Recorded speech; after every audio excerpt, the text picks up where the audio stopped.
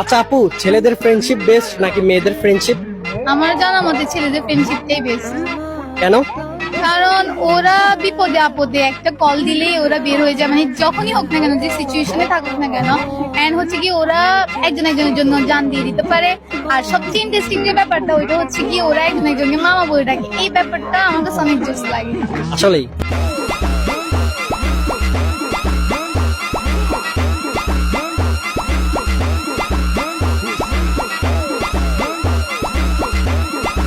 আপনার থেকে কাদের ফ্রেন্ডশিপ বেশি স্ট্রং মনে হয়, ছেলেদের নাকি মেয়েদের?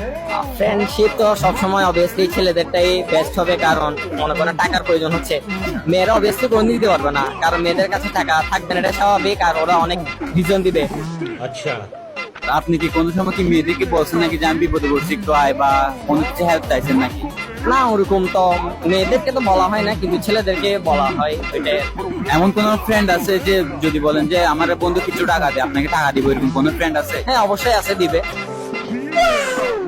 আচ্ছা, তাহলে আপনি আপনার একটা ফ্রেন্ডকে কল দিয়ে বলেন যে 1000 টাকা দেওয়ার জন্য আপনি বিপদে পড়ছেন, পারবেন? হ্যাঁ, অবশ্যই পারবো। আচ্ছা ঠিক আছে, কল দেন তাহলে।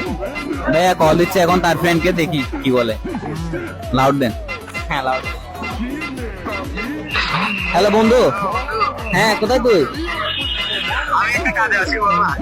বন্ধু, আমি একটা জায়গায় বেঁচে গেছি, আমার থেকে আর্জেন্ট 5000 টাকা লাগতো। তুই কি আমাকে এখন সেন্ড করতে পারবি?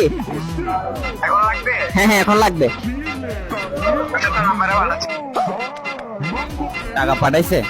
হ্যাঁ, আমার 5500, ও আরো 500 টাকা বেশি পাঠাইছে আমার জন্য। আমি বলছিলাম 1000 টাকা দেওয়ার জন্য, ওর বন্ধুরে বলছে 5000 টাকা দেওয়ার জন্য, তার বন্ধু 5500 টাকা পাঠাই দিল।